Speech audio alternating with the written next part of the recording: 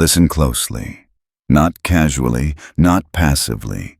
Listen the way a man listens when something inside him already knows the truth, but hasn't yet found the language for it. The world is not designed to protect your emotions. It is designed to test them, to pull at them, to provoke them, to see how quickly you crack, how easily you bleed energy, how fast you surrender control. Every untrained mind eventually learns this lesson the hard way. People will take from you. Pain will revisit you. The past will knock again and again. Not because it has power, but because you keep answering the door. This is the first brutal realization of emotional mastery. Attachment is not love, and detachment is not cruelty. Detachment is command. Most people misunderstand this. They think detachment means becoming cold, distant, heartless. But coldness is emotional shutdown. Detachment is something far more dangerous. It is the ability to feel without being ruled, to witness chaos without allowing it to colonize your inner world, to stand inside the storm without letting it decide who you become. Think of your mind as a city.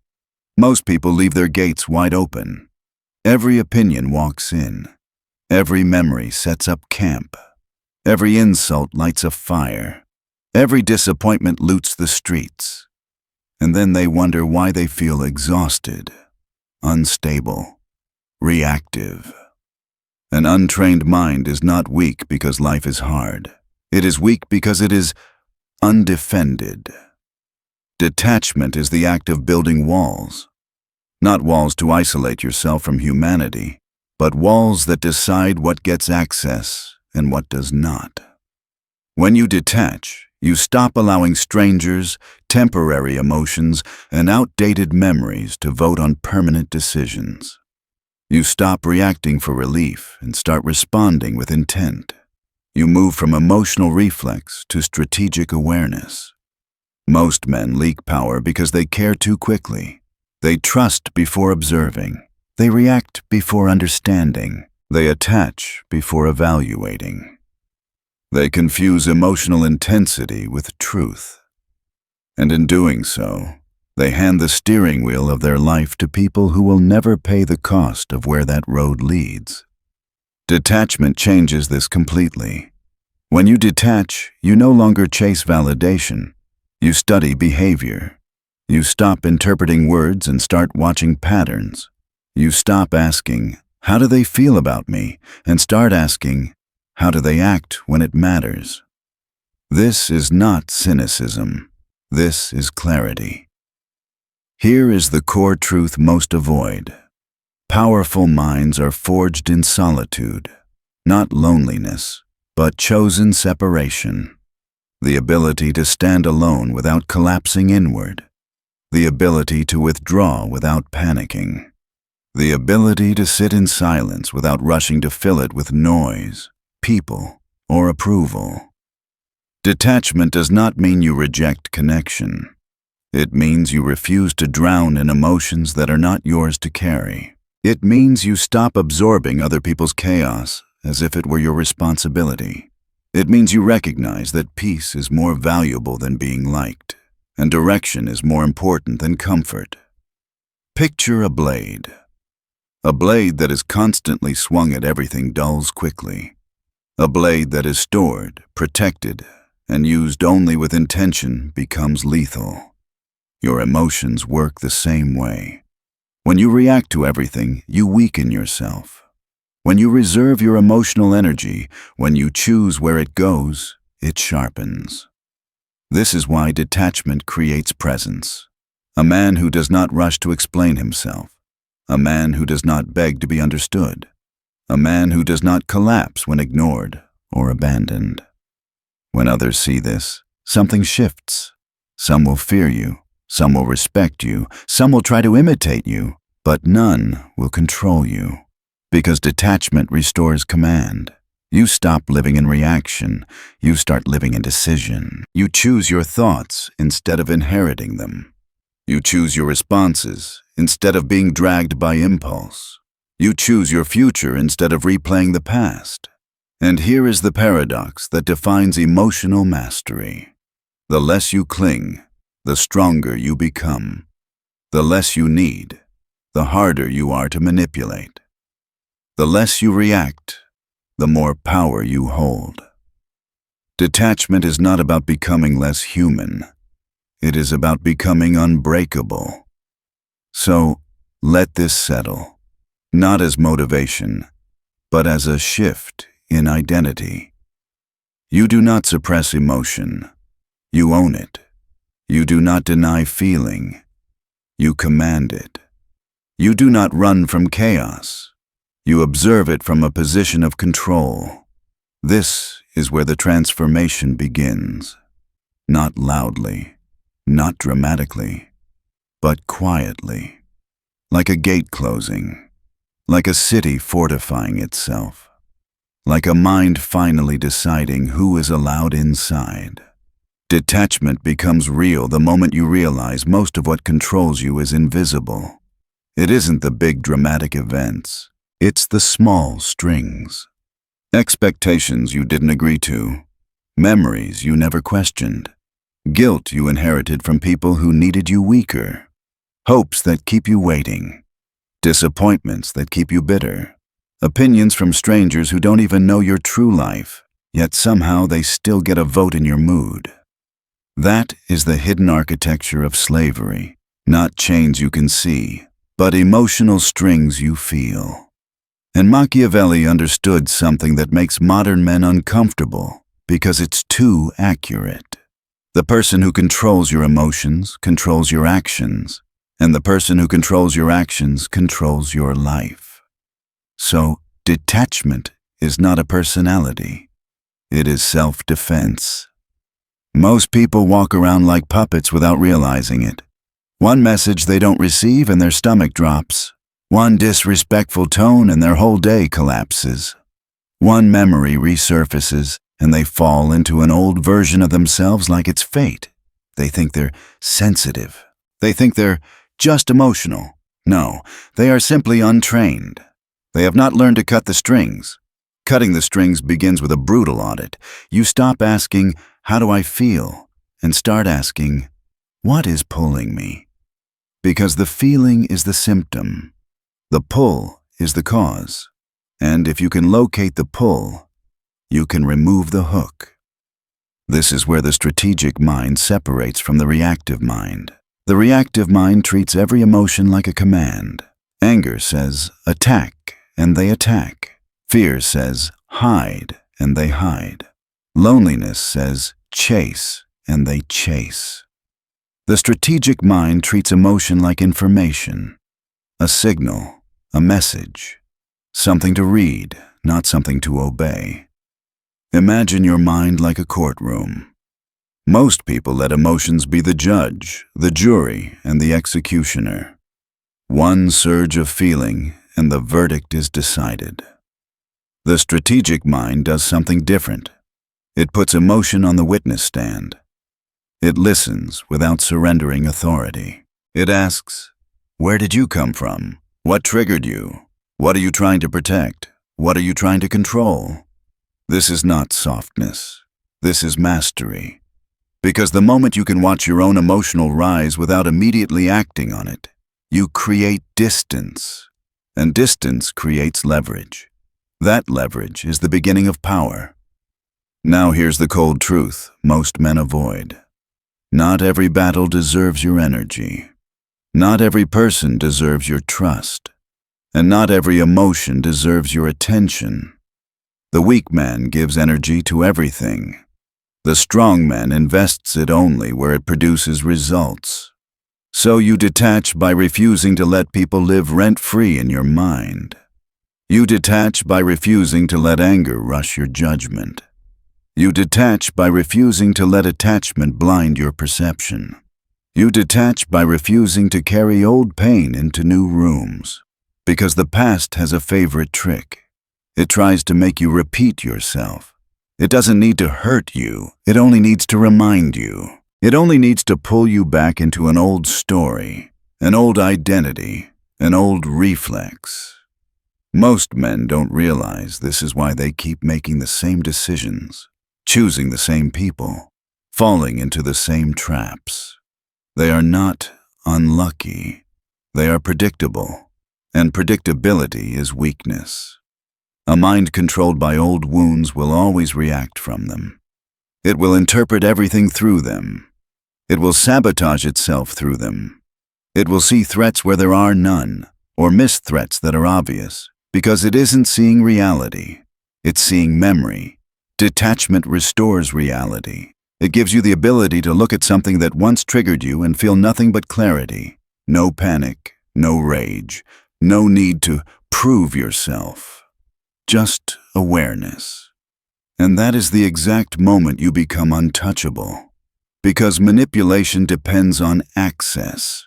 It depends on predictable emotional buttons. It depends on your need to explain, to be liked, to be understood, to be forgiven.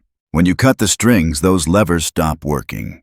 Think of a storm trying to move a mountain. The storm is loud, violent, emotional. But the mountain does not negotiate with weather. It does not beg the wind to be kinder. It does not panic when thunder arrives. It simply stands. And because it stands, the storm eventually spends itself. That is what a detached mind becomes. A structure that does not bend for noise. So your next evolution is simple, but not easy. You stop being emotionally available to chaos. You stop rewarding disrespect with attention. You stop feeding old memories with mental repetition. You stop chasing closure from people who benefit from your confusion. You stop giving explanation to those who didn't earn access to your inner world. Because here is the hidden weapon of detachment: silence. Silence is not avoidance. It is control. It is the space where other people's emotional storms die, because they no longer have an audience inside you. And once you learn this, something changes in your presence. People begin to sense it. They speak differently around you. They test you and get nothing. They provoke you and find no entry point. They try to guilt you and hit a wall, not because you are cold, because you are sovereign. So let this part land like a command. You are not here to be emotionally managed by other people's expectations, memories, or moods. You are here to command yourself. And when self-command becomes instinct, that is when the next stage begins. Emotional neutrality, the weapon of the unshakable. Emotional neutrality is where real power quietly begins and where most people misunderstand it. They think power is emotion expressed loudly. Passion, fire, intensity. They believe the strongest presence in the room is the one that reacts the fastest and feels the deepest. But the men who actually control outcomes move in the opposite direction. They slow down. They quiet the surface. They become unreadable. Emotional neutrality is not numbness. It is not repression. It is not indifference. It is composure under pressure. The ability to feel fully without leaking energy. To experience emotion without allowing it to seize the wheel. Most people are ruled by triggers they don't even see. A delayed reply. A dismissive tone. A perceived insult. In seconds, their inner world collapses. They defend. They explain. They justify. They overreact.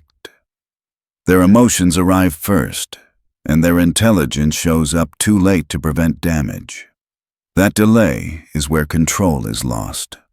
The neutral mind closes that gap. It observes before responding. It breathes before speaking. It allows space between stimulus and action. Not because it is slow, but because it understands something dangerous. Every emotional reaction reveals information, and information is leverage. Picture a chessboard. The inexperienced player reacts to every threat immediately. Every move feels urgent. Every exchange feels personal. The master does not rush. He allows tension to build. He lets the opponent reveal impatience, ego, fear. Then, with one clean decision, the game ends. Emotional neutrality is that pause, that refusal to be pulled into premature action. This is why calmness unsettles people. When you remain composed while others lose control, you break their rhythm. When you don't bite emotional bait, their influence dies. When you stop explaining yourself, their confidence erodes. They depended on your reactions to feel powerful. Without them, they are exposed.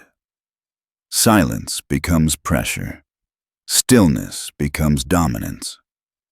And here is the paradox most never grasp. The calmer you are, the more dangerous you appear. Not because you threaten, but because you cannot be read.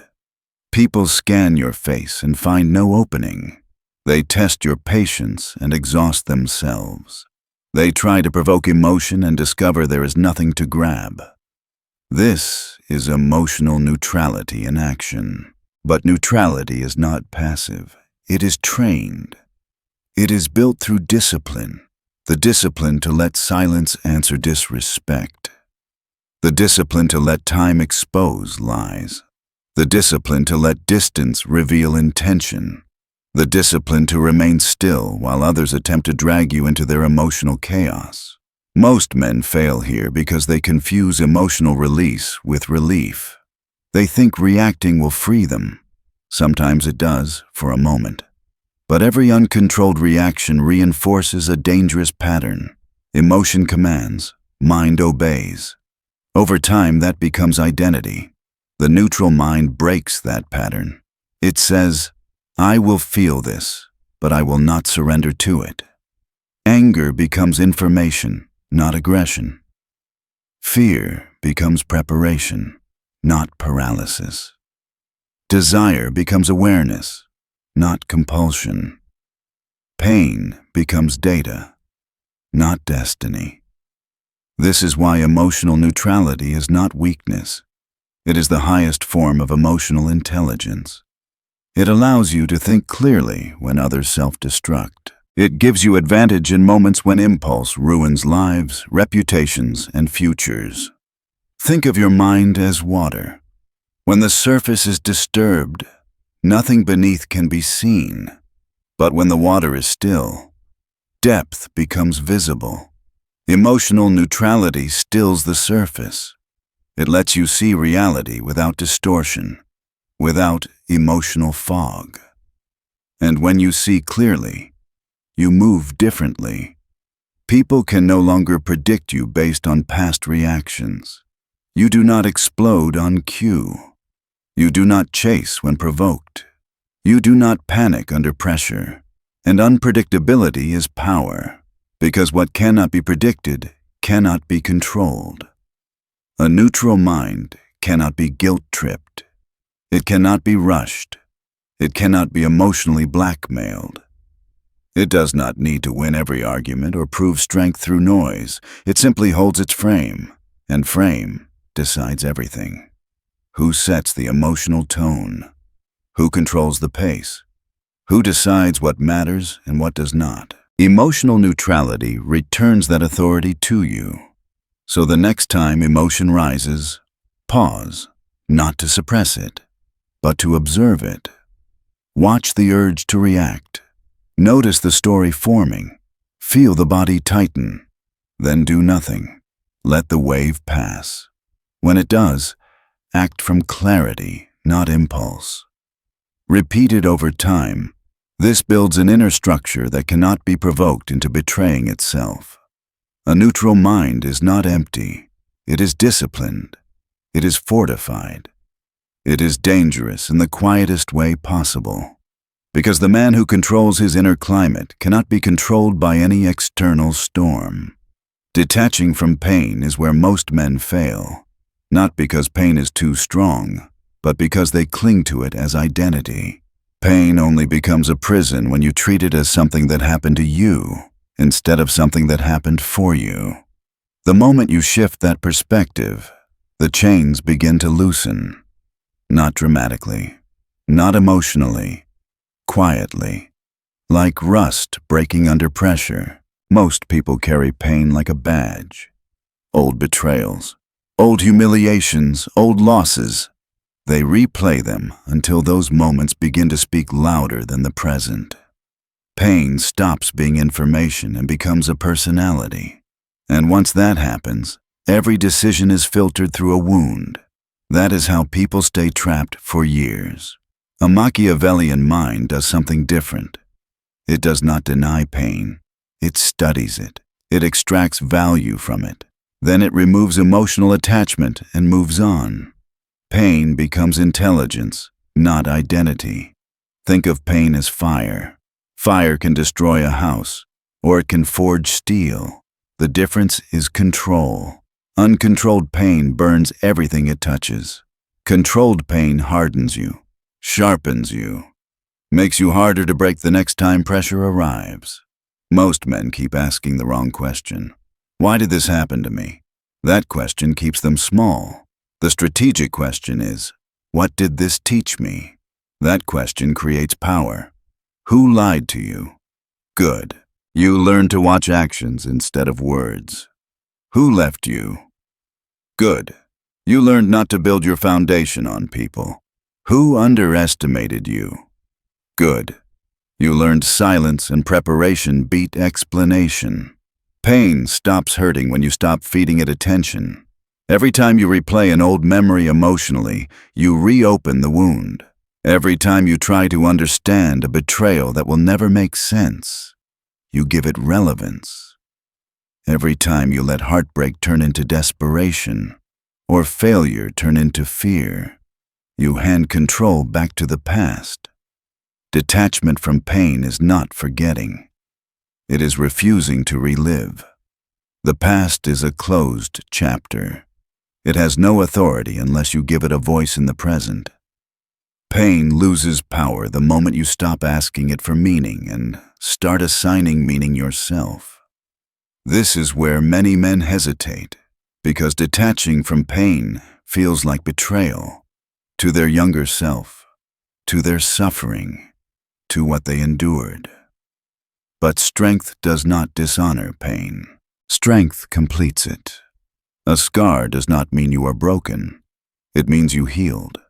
When you can look at your past without bitterness, without emotional collapse, without the urge to explain yourself, you become dangerous. Because guilt no longer works on you. Memory no longer controls you. Fear loses its leverage.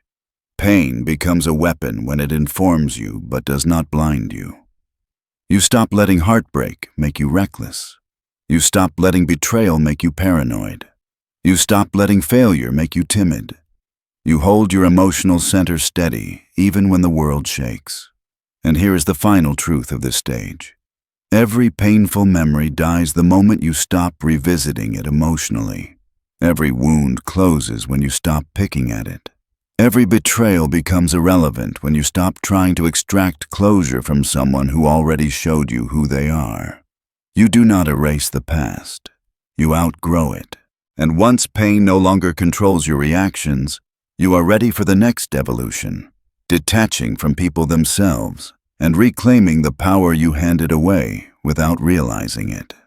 Detaching from people is one of the coldest and most liberating disciplines a man can master, because people are both the greatest source of growth and the greatest source of weakness. Most men stay attached far longer than they should, not out of loyalty, but fear. Fear of being alone, fear of conflict, fear of being misunderstood. They tolerate disrespect to avoid silence. They cling to memories to avoid truth. They call it patience, but it is really self-betrayal. A strategic mind does not operate on sentiment. It operates on observation. It watches behavior, not excuses. Patterns, not promises. Energy, not words. Because words are cheap. Patterns are expensive. Detaching from people does not mean isolating yourself. It means revoking access. It means realizing that proximity is a privilege, not a right. Not everyone who enters your life deserves to stay. Some were lessons, not companions. Think of your life as a fortress. Every person you allow inside affects the stability of the structure. Some reinforce the walls. Others slowly weaken them. A man who lacks boundaries lets anyone enter, and then wonders why the foundation cracks. Detachment is the act of choosing who gets a key. Most people drain you not because they are evil, but because they are unresolved. They benefit from staying broken. They benefit from your attention, your energy, your emotional availability, and the moment you stop providing it, they reveal who they truly are. This is where many men hesitate, because walking away feels cruel. But cruelty is staying where you are being diminished. Cruelty is shrinking yourself to keep others comfortable. Cruelty is explaining yourself to people committed to misunderstanding you.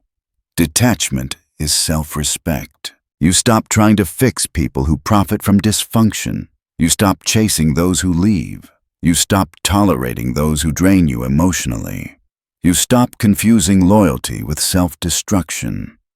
Here is the reality most avoid. Every person in your life is either an asset or a liability. Some expand your mind. Others shrink it. Some sharpen you.